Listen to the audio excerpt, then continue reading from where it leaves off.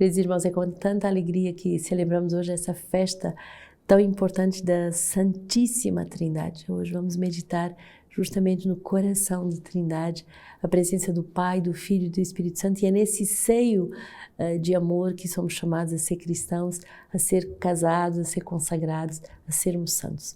Hoje é uma festa de solenidade, hoje é um tempo de grande alegria, de podermos celebrar tão grande mistério que nos é revelado através da Palavra de Deus. E hoje, no nosso livro de vida, continuamos a meditar esse número 202, a obediência ao pastor enquanto guardião. O ser humano, é o Catecismo da Igreja Católica 1790, que nos diz: o ser humano deve obedecer sempre ao juízo certo da sua consciência, agindo deliberadamente contra ela, condenar-se-ia a si mesmo. Mas pode acontecer que a consciência moral esteja na ignorância ou faça juízos errôneos sobre atos a praticar ou já praticados. O pastor, enquanto guardião, recebeu a unção do Senhor para assumir o seu ofício, seja como formador, seja como servo. Façamos a diferença entre a pessoa do guardião e o serviço que lhe é pedido. 1 Tessalonicenses 5:12, nós vos rogamos, irmãos, que tenhais consideração por aqueles que se afadigam no meio de vós e que velam por vós no Senhor. Hebreus 17:17, obedecei aos vossos dirigentes e sede-lhes dóceis, porque eles velam pessoalmente sobre as vossas almas, e disto prestarão contas. Assim poderão fazê-lo com alegria e não gemendo, o que não vos seria vantajoso. Cada um deve respeitar seus irmãos na responsabilidade que lhes foi confiada pela comunidade. É claro que, caso o guardião peça uma coisa que vai contra um preceito divino, não se deve obedecer-lhe, segundo a palavra do livro dos Atos. Atos 5:29, é preciso obedecer antes a Deus do que aos homens. Mas quando um guardião pede, ordena ou corrige, a sua ordem deve ser escutada de forma sadia e respeitada. Quer o pedido seja feito em geral, a todos, quer a alguém em particular.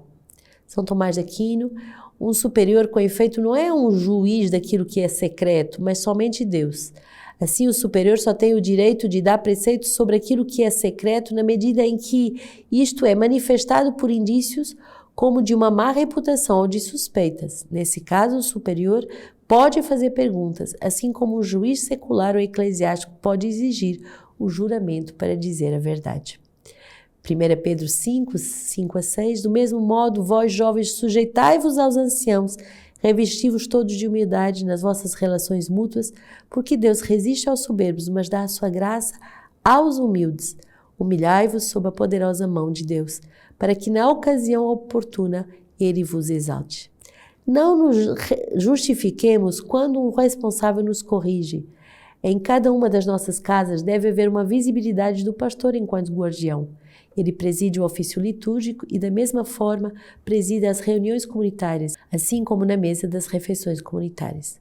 O caráter familiar da comunidade não significa uma falta de ordem ou um relaxamento.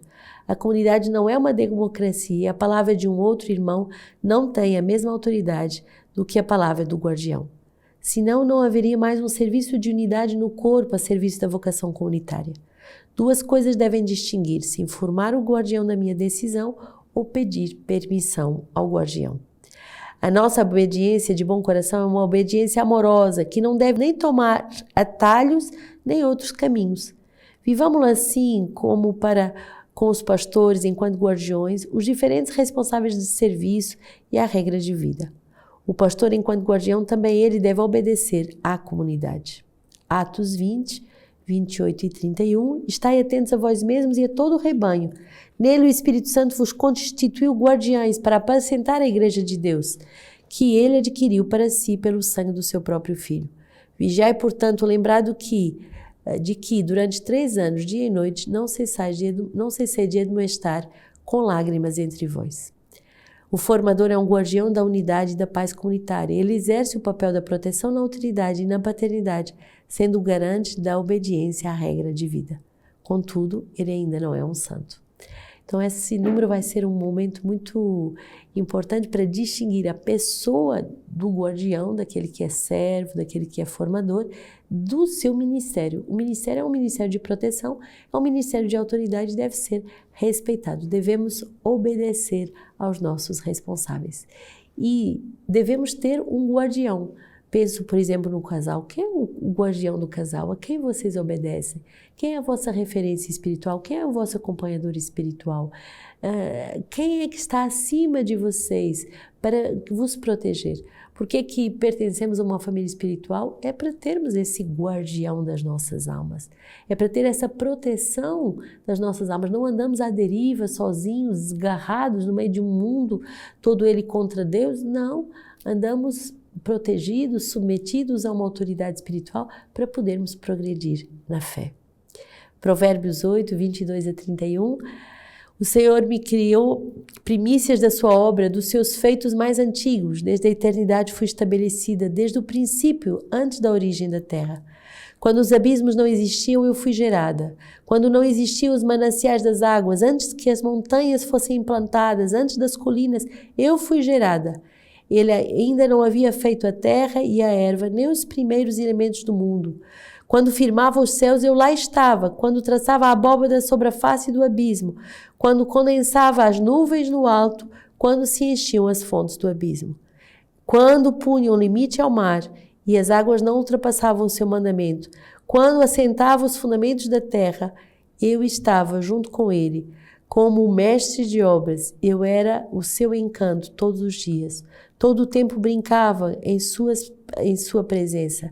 Brincava na superfície da terra e me alegrava com os homens.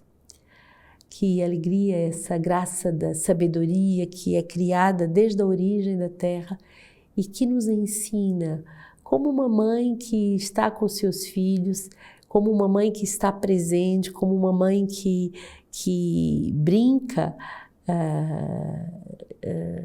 com seus filhos, mas também que está lá na hora da criação, isto é, que conhece todas as coisas e que por isso pode nos revelar.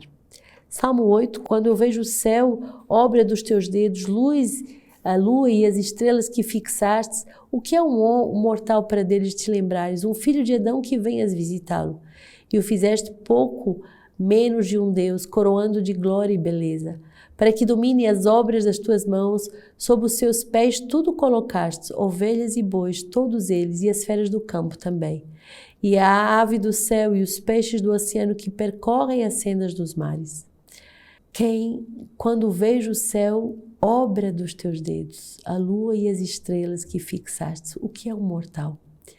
Podemos, diante da grandeza da criação, diante de tudo que vemos belo da presença de Deus, podemos nos perguntar o que é o homem para que dele tu te lembres, o que é o homem para que dele tu cries com tanto cuidado. Deus ama cada um de nós e cria o mistério das nossas vidas com tanto cuidado, com tanta delicadeza, que podemos de verdade nos perguntar o que é essa presença de Deus Pai Criador, que não só nos cria, mas que nos recria através da palavra do seu Filho, e que não só nos recria, mas também nos envia em missão através do Espírito Santo. Que Deus é esse que nos ama assim? Romanos 5, de 1 a 5, tendo, pois, sido justificados pela fé, estamos em paz com Deus, por nosso Senhor Jesus Cristo, por quem tivemos acesso, pela fé a esta graça, na qual estamos firmes e nos gloriamos na esperança da glória de Deus. E não é só, nós nos gloriamos também nas tribulações, sabendo que a tribulação produz a perseverança. E a perseverança é uma virtude comprovada, e a virtude comprovada é a esperança. E a esperança não nos decepciona, porque o amor de Deus foi derramado em nossos corações pelo Espírito Santo que nos foi dado. Somos criados pelo Pai, somos eleitos no seu Filho Jesus, somos cheios dos dons do Espírito pelo Espírito Santo e por isso esse Espírito Santo não nos decepciona, essa esperança não nos decepciona, mas ao contrário, ela é derramada em abundância em nossos corações. Sermos casais capazes de amar, sermos consagrados capazes de amar, sermos consagrados capazes de anunciar o Pai, o Filho e o Espírito Santo. Essa é a nossa vocação. João 16, 12 a 15, tem ainda muito para vos dizer, mas não podeis ainda suportar agora. Quando vier o Espírito da verdade, ele vos conduzirá à verdade plena, pois não falará de si mesmo, mas dirá tudo o que tiver ouvido e vos anunciará as coisas futuras. Ele me glorificará quando receberá do que é meu e vos anunciará. Tudo que o Pai tem é meu. Por isso vos disse, ele receberá do que é meu e vos anunciará. Então é importante essa presença da Trindade na nossa vida. Receber aquilo que o Pai tem para nos dar, receber aquilo que o Pai vai nos anunciar através do seu Filho Jesus, receber aquilo que o Pai nos dá como dons espirituais através do derramamento do Espírito. Essa é a nossa vocação. E hoje vos deixo para terminar essa léxio, essa meditação das cartas de Santo Atanásio, bispo do século IV, que fala justamente sobre a graça da Trindade. E diz assim, a nossa fé é este, cremos na Trindade santa e perfeita, que é o Pai, o Filho e o Espírito Santo. Mas não há nenhuma mistura de elemento estranho.